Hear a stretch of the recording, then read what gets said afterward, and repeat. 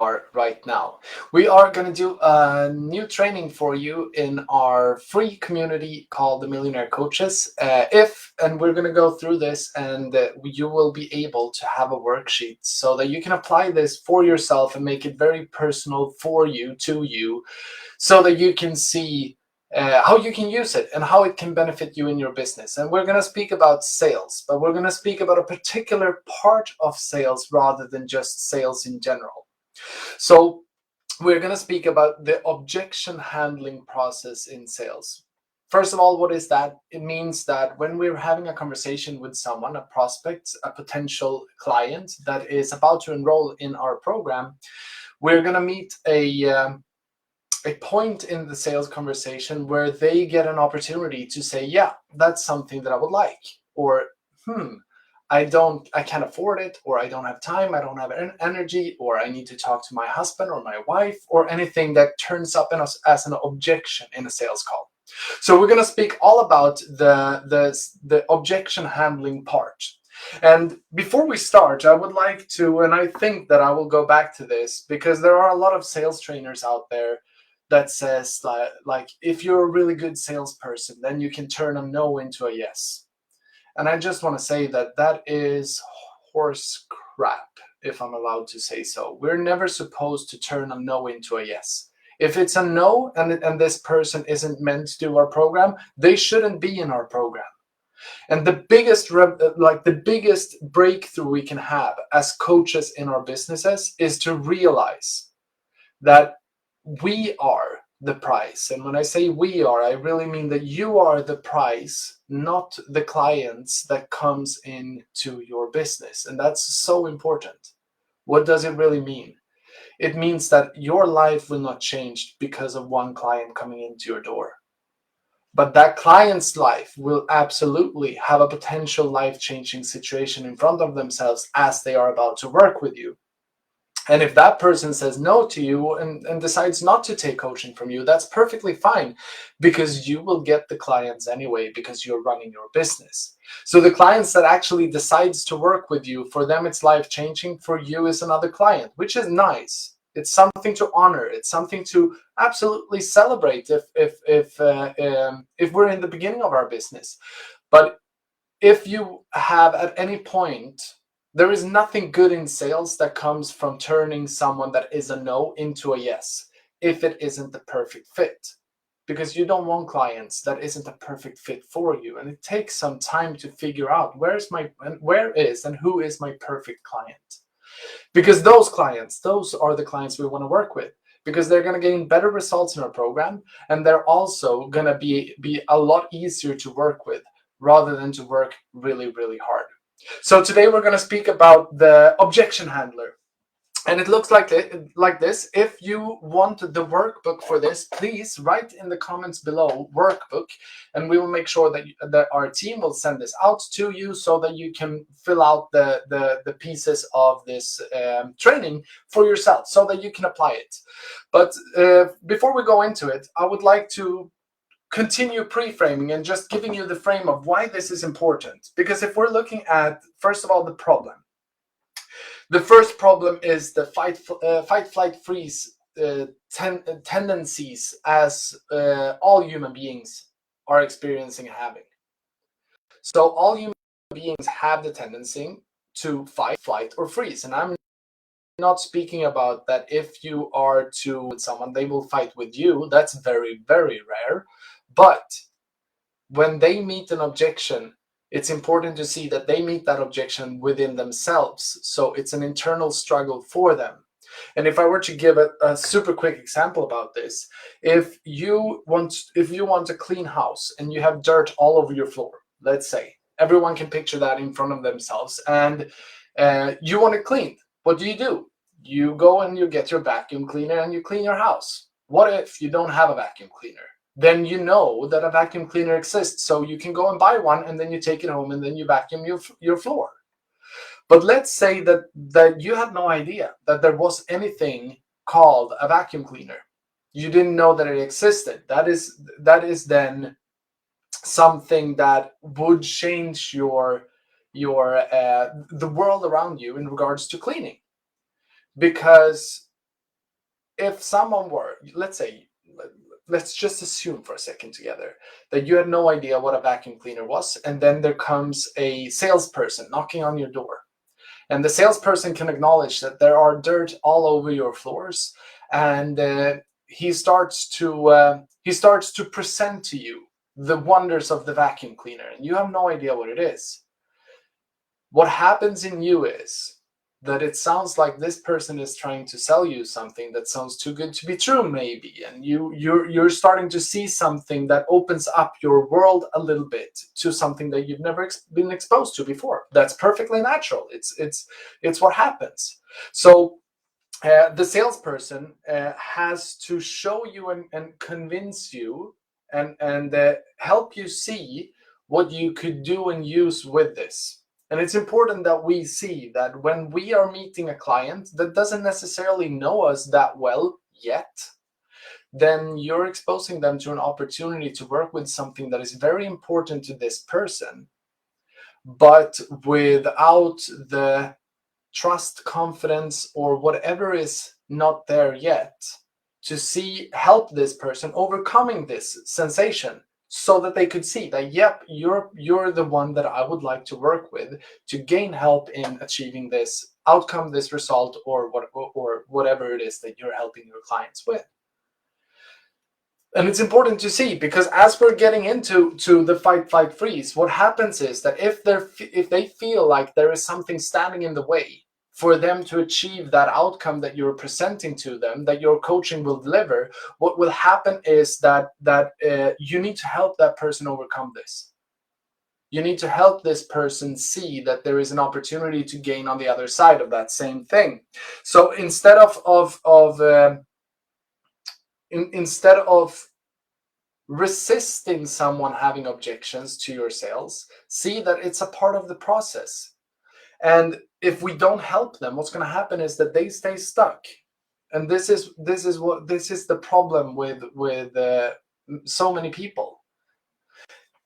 And when they stay stuck, the real problem is that there is no opportunity. And it's important to acknowledge that people who experience no opportunity can't grow and get those results that you initially help your people with. So what's the real opportunity here? If we're looking at the problem is fight, flight, freeze, and it's that your clients are stuck, or the people who haven't bought from you are stuck and they have no opportunity. So the opportunity in this is the opportunity for you to get more clients into your business.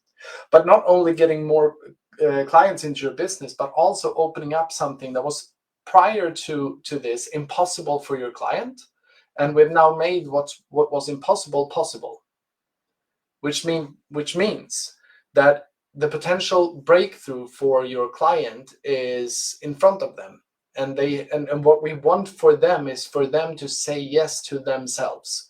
It's never about saying yes to you as a coach, but rather to say yes to themselves, working with you to achieve actual results. So we're helping them with a breakthrough, and the biggest breakthrough for someone that has an objection with, I don't know if I should join your program, or I don't know if I should buy your coaching, or whatever it could sound like. I don't have money, I don't have time, I don't have energy, or whatever. The biggest breakthrough isn't that they say yes to you, but that they say yes to themselves, because it opens up a world of opportunity. If we are allowing and saying yes to ourselves, then we can start working with the opportunity that lies in front of us. And if we were to look at a model for handling objections, so what this means is that we're having our sales call, and somewhere along this timeline of this sales call, so we're starting over here, and then we're moving through the sales call, and somewhere we're going to give our offer. So we're going to present to them to the opportunity that they could work with us. And what happens is that they get stuck, which means that you've been leading the conversation from beginning, throughout the conversation, throughout the sales call, you have been leading. But then you give your offer, and what happens is that it turns up to be an objection. And with this objection, we can't proceed the sales call. We can't get to a decision over here, because if we were to do so, then we would start to push sell, and push sell doesn't work. If we push someone, what happens? They're either going to go away or they're going to resist and push back. So we can't do this. And the most common objection that exists out there is either I don't have money. It could be that they don't have enough energy to take part in doing the work in your program or in your coaching, or it might be that they have a concern with time. It might also be that they have a spouse at home that they need to check in with or that they need to talk to in order for them to be able to continue. These are very regular. We meet them all the time. And in order for us to be able to continue this conversation, we need to follow them, because as they have come up with that there is an objection, the conversation takes another turn. It's not continuing towards the decision phase, so we can't go there. Because if we were to insult the person in front of us instead. So what we want to do is, the first thing, we really need to identify the objection. And how do we do that? We do that by asking questions. So if someone says, I would like to do this, but I don't have the money to do it, then we want to ask them and dig down into their situation. So is it only money that stands in the way, or is there anything else? So if you had the money, would you then work with me? Would you then do this journey towards getting this result? And whatever they answer, we can follow along with. And it's super important. We need to understand. And when we're doing this, when an objection turns up, it's so important that we shift focus for a while. Because we might have a sales cap on. If we have a sales cap on and an objection turns up, we need to take that sales cap off. And instead of having a sales cap, we need to put our helping hat on to have and facilitate a normal conversation with them, where they can feel that it's okay to have the situation that they have, because obviously it is the situation that they have. So we need to meet them where they're at. So we need to identify and clarify what their situation is really about. And when we have done so, when we feel that we understand their objection, then and only then can we add empathy to their situation. I'm going to make sure that my face isn't in the way. We need to add empathy so that they feel that it's okay to have the situation that they are experiencing. And it's so important, because when we empathize with them, we are getting on the same side. And we don't want every client into our door. We want to figure out if there is a solution, even though there is something standing in the way. So empathy is the next step before we can actually handle the objection. And when we handle the objection, we want to look for a solution. So if there is no money, maybe a payment plan could work. Maybe they could borrow the money from someone else. And maybe there is X, Y, Z that could help this person overcome their situation. And we can open them up to new perspectives. So when we have handled the objection, what we want to do as the last step is that we want to do a test close. What a test close means is that if we were to jump the gun, we would find a solution that might work for them, and then we would assume the sale by saying, hey, okay, then that sounds awesome. Let's do the program. Then you might break the trust that is there. You jump too fast in solutions that we were going to do this. It's so much easier to do a test by asking, so if we did this solution that we found here, would it then be possible for us to work together? Super easy. Anyone and everyone could do this, and it's no tension at all. It's just following along in the flow. It's just helping the person on the other side, seeing something new for themselves, adding some perspectives, helping them to get out of whatever they are stuck with. And we need to do that by following the conversation where the conversation tends to go. And we're going to get back to this, because It's only one thing that will make this work worthwhile for you and the person on the other side. And it all comes down to importance. Importance.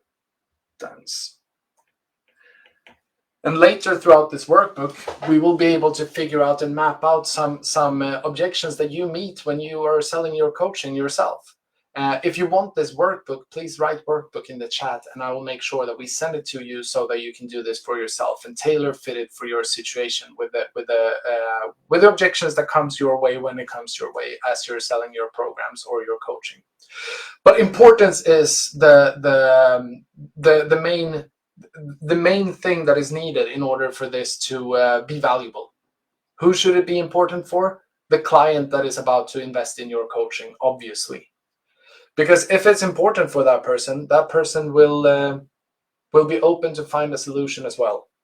If I were to give you an example, I have a daughter. She's 10 years old, and if she was in need of my help, I would help her to the extent of everything that I like. I would do all that is in my power to do to help her, because she depends on me. So if she were to end up in a sticky situation where, God forbid, but like take knock on wood, but if she were to become sick and she was in need of surgery, and they couldn't provide that surgery in my home country, Sweden, where it's free, but that it was needed somewhere else, and I need to pay for that surgery. And I need to come up with a substantial amount of money that I don't have. I can promise you that I would turn this world upside down to find the money to help my daughter. I would do whatever it takes. I would find a solution. And obviously I wouldn't do harm to others, but I would find the solution needed in order to help my child because she needs it. And I trust that makes sense to you, whether you have kids or no kids. It doesn't really matter. But it's important. So when we see that, when it's important enough, then we need to then we can use this in order to help them getting past their how important for them. That all lies within the structure of how we have done the sales call prior to the objection turning up. And we do have training for sales calls. I don't think we have anything in the group, but please write help with sales calls if you want a structure to be able to facilitate the sales call in a very easy and simple way. So with this, and what this says is that if it's important enough, then we want to help them. And if it's important enough for them, they are going to find a solution. Because we need to acknowledge something else. All of these 4 objections: I don't have money, I don't have energy, I don't have time, and I don't have a spouse that, or a husband or a wife that allows for me to continue on this journey, learning this thing, growing in this way because XYZ, and they have a reason. What all of them have in common is external. And external objections means that it's something that exists out there that I don't have access to, which means that I can't do this thing. And it's the tangible things that we can point at that is easy to explain, but it's not the real reason. It might be a part of the reason because it's true. I don't have the money like left over to do whatever I want, to buy a spaceship. You know, we all have that we all have that kind of situation for ourselves. So, but the real thing is the internal objections, which are way harder to identify for us as human beings. And if we were to look into what are the most common objections that exist, we can find several clues that helps us to meet that person that we have in front of ourselves in a way more effective way than just speaking about the surface stuff, you know, the things that are not important. But if we can understand that there are the FUDs, that where the F stands for fears. It would take a lot. And if it's a open, transparent person, and if you've built rapport with a person, that they might say that, hey, yeah, I would like to join you in your program, but I'm afraid. If they do, that's awesome. But it's important to understand fear turns up and people react very differently to fear. But if we can acknowledge, as coaches, as the person selling something, selling a program to someone, if we can acknowledge that people have fear inside of them, then our job becomes easier. If we also acknowledge that people experience uncertainties,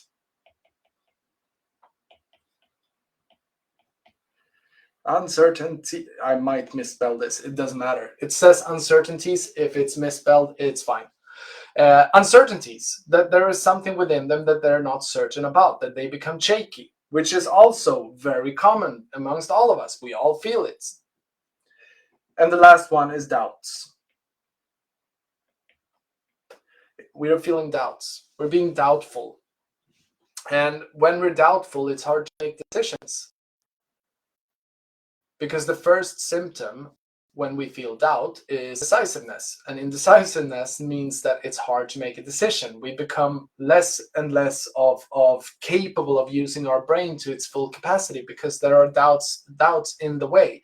So these three will help you to make it way easier and clearer for you to be able to meet the person on the other side. If you can acknowledge that they might be fearful, they might feel uncertainties, or they might feel doubt.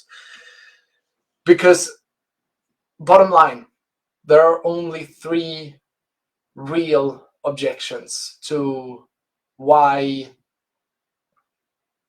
someone wouldn't invest in your coaching with you. And it's all three reasons are based on trust. In order for this, again, importance need to be a factor. Importance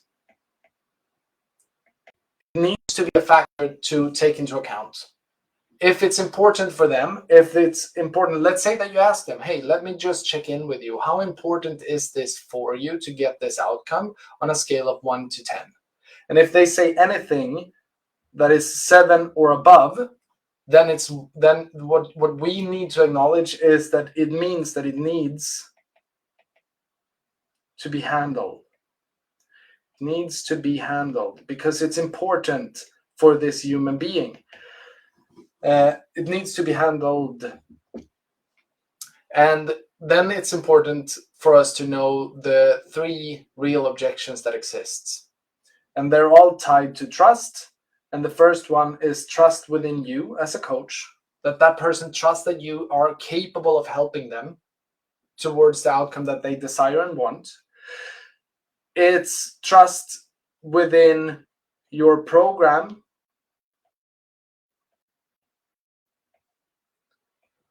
or the process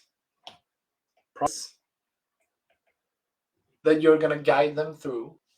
Or the last one, that is the most commonly occurring one, is themselves.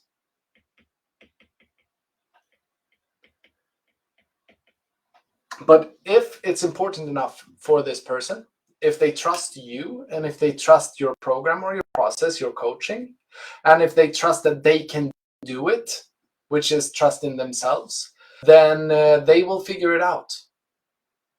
And whenever someone says anything about, I don't have money, I don't have energy, I don't have time, I don't have the right partner to support me in doing this journey, what they're saying really is rather that it's not important enough for me to figure out.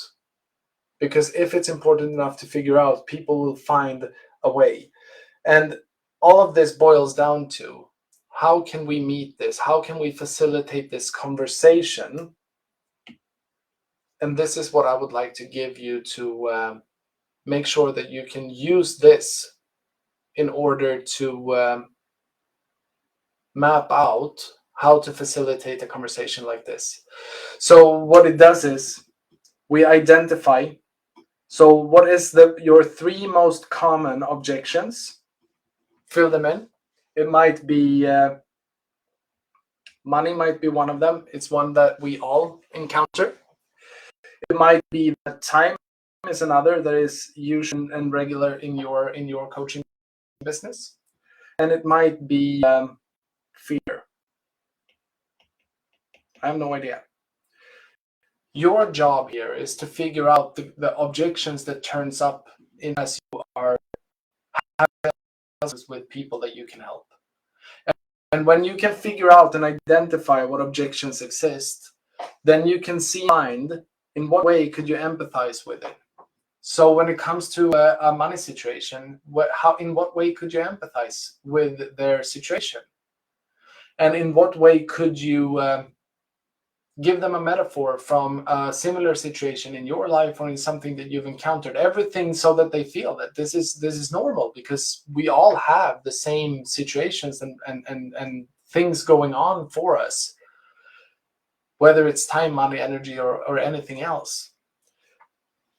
And then we want to write down as many ways to handle this objection as possible. So if it's money, it's once again, it could be borrow the money, it could be selling something, it could be to get on a payment plan with you, which is fine, which is something we support that we have, so that people who doesn't have the finances to step right into it, that they get an option to divide the payment. And then do the reclose. The test close, which is, if we were to use this solution we found here, test close, would it then be possible for you to continue this journey together? And the last part is, in order for you to extract the most value, you have this in the worksheet. If you want the worksheet, write worksheet in the chat and we'll send it to you. What else could you harvest from this conversation? I've been talking for about 25 minutes or something by now. What else could you learn? What do you want to stop doing? What do you want to start doing? What do you want to continue doing? And I started this video with saying that if you have ever encountered someone that has taught you that a great salesperson can turn a no into a yes, then I want to say that is bullshit. We don't want to do that. We want the perfect clients. We want to make sure that the people who enter our program are the perfect fit for our program, because those are the people that are going to create results for themselves, which is going to benefit your business. And they are also going to be easier to work with because they're there to work, not to like be not there to be recommitted to the journey, which is great and really fun to work with. The last thing that I would like to show you is this, and I would like to call this an objection filter. So if we are having a sales call, let's take a black marker, and we're having a sales call. And this is the timeline of this sales call, and it starts here. And then what happens is we give our offer over here. And it's important to see that they have an objection filter in the middle that is holding them from saying yes or no, because we want them to say yes or no. Why do we want them to say yes or no? Because those are two distinguished, both of them are decisions. If they say no to your program, that's perfect. It means that they are responsible and they have come to the conclusion of this isn't the perfect fit. I'm gonna do it on my own, or I'm gonna do something else. Or they say yes. But the important part to see, the reason why they are in your sales call is because they see something for themselves. There is no one that ends up on a call by accident. People do stuff by intention, which means that there are 85% of the people that you meet will be people that you can close. Only 15% that we encounter on the sales call is a distinguished no that shouldn't be in our program. So this is what we want to work towards, the 85%.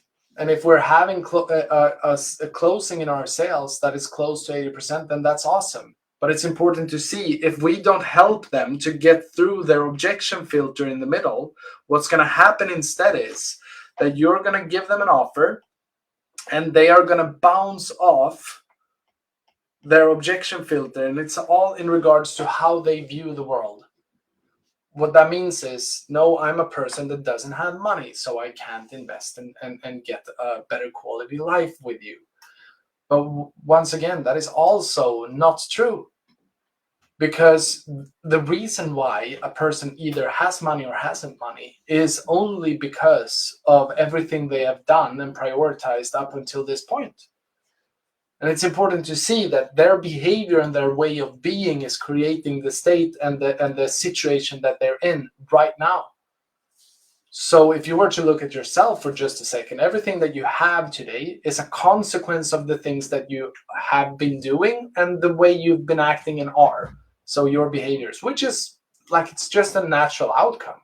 And you have so many great things in your life. And we all have. And you also have some things that you would like to improve. And in order for you to improve it, you need to do other things than you've been doing in your history in order to gain that. Very easy. So if a person doesn't have money and they say to you, I wish that I could do this journey with you, but I can't because I don't have money. What you could meet that with then is empathy. And you could meet that and say that, hey, I totally understand. So if you had the money, would it then be important enough for you to do this work?